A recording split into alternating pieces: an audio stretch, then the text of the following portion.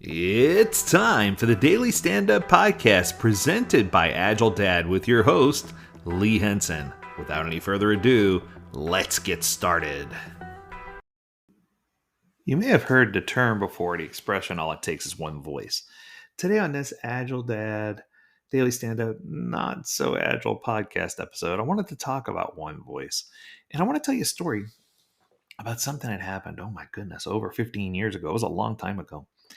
My daughter, who was very young, I had an opportunity. It's my oldest daughter when she was like 8. I had the opportunity to take her to the zoo. And we were having an enjoyable time at the zoo. And the highlight of the entire trip, her favorite animal is the giraffe. And she wanted to go see the giraffes. So we went to go see the giraffes. And I thought this is going to be a very positive experience. Everything's going to be really nice. And when we got to the giraffe exhibit, or should I say enclosure, it was really interesting. It was much smaller than I thought it would be. That was the first thing I noticed. But the second thing I noticed was that my daughter was really upset. And when I turned to her and said, "Sweetie, what's wrong?" She started crying. She says, "These animals, there's so many of them, and they can't live this way. They're all in extremely tight quarters. They weren't being fed a proper diet or nutrition." She was looking at what they were being fed. And, I said, "I don't know if we can make that kind of judgment just based on this one simple visit." But she said, we've got to do something. And I said, "Okay." I said, "What do you want to do?" And she says, "Well, let's try to talk to someone here at the zoo and see, if this is correct or if it's temporary or what's going on." And I said, "Yeah, okay, let's do it." So we wound up talking to one of the zookeepers. And I remember this. The zookeeper explained to her that, we're doing the best we can with what we have. And these animals don't live forever anyway. And it was shocking to hear the disregard for the animal's well-being, especially at a zoo. I was like, whoa. I'm like, this isn't what I expected. Now, keep in mind, giraffes weren't necessarily, how should I put it, indigenous to that region where we're at the zoo. But still, I thought, that doesn't mean you can disregard them or not care for them. You need to take care of your animals. And my daughter was so upset. And the person from the zoo said, "Well, if you don't like it, go talk to someone in, the state legislature about it." And my daughter was just flabbergasted. She couldn't believe the attitude that came from that encounter.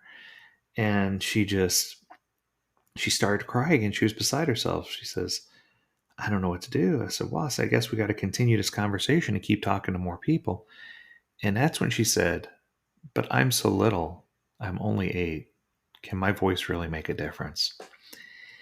And that has resonated with me now for over 16 years, right? 15 plus years. What I can tell you is this: one voice really does make a difference. In fact, my daughter wrote a campaign type letter. She had a whole bunch of people sign a petition trying to get the zoo to change the way that they were treating these animals. She contacted local authorities, state authorities. She contacted the American Zoological Association. I mean, she took this to the next level.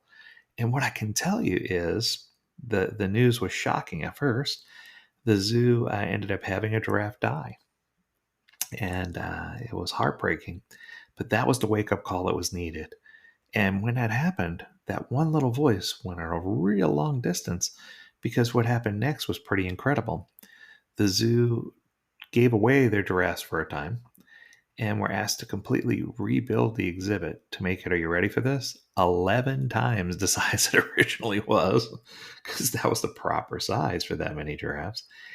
And they brought in a giraffe expert, if you will, to teach the zoo and organization how to better care for their giraffes' dietary needs and physical well-being.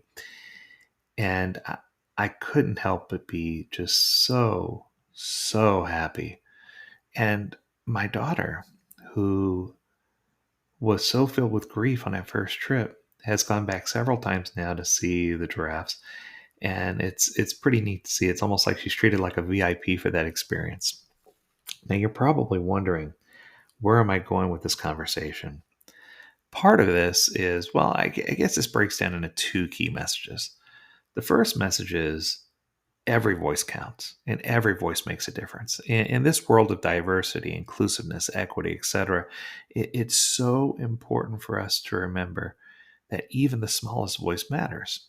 And that as long as we are mindful of that and we listen and give them a seat at the table, it's an opportunity for us to grow and learn because the next generations think differently than we do, whether it's about care of animals or any other topic.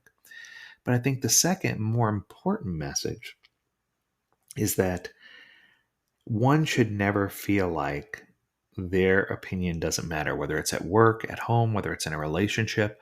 So, what are some of the things you can do to help make sure that your opinion matters and to help make sure that you understand someone else's maybe opposing opinion? One of the tips that I teach in all my classes is a concept called help me understand. Now, help me understand is a great concept because instead of shooting something down or saying, well, this is how I feel, or instead of listening with the intent to respond, you begin to learn how to listen with the intent to understand. And even if your view is different, you might say, that sounds really interesting to me, but help me understand what brought you to that conclusion or what brought you to feel this way about that topic. And it shows not only that you have some interest, but it shows that you are ready to allow someone else to share their insights with you. And what I can tell you is that is so powerful. There are so many people who need to know and hear what other people have to say. It's the only way that we can personally, professionally grow and become inspired, right? But I think the other piece of this, the piece that also stands to be part of conversation, is that sometimes, even if our opinion is more correct than someone else's, it's our responsibility to make sure that we're not, just because we're listening to someone else's opposing viewpoint doesn't mean that we are endorsing what they have to say. It's totally fair for you to listen to someone else's viewpoint and agree to disagree. It's totally fair for you to listen to someone else's viewpoint and not take it to a level of I'm avid supporter of what you are trying to do, or I'm not going to support your cause, or whatever the case may be. But it is important that we understand all the different points of view. And I just think that if we get to a place where we can focus less on our differences and more on the things we have in common, that's going to make the world just so much easier for us and for all of our following, for all the generations to follow, right? All the following generations. It's just going to make it easy for us to be better communicators and just to be better people. So be a better steward. Listen to someone else. And my challenge to you is to take time. Take time to listen to someone who maybe has an opposing viewpoint and figure out where you stand and try to use Help Me Understand and see if it helps you. That's going to do it for today. I hope you have an amazing weekend. Until next week, I encourage you to stay healthy, stay well, and stay agile, my friends. Do take care.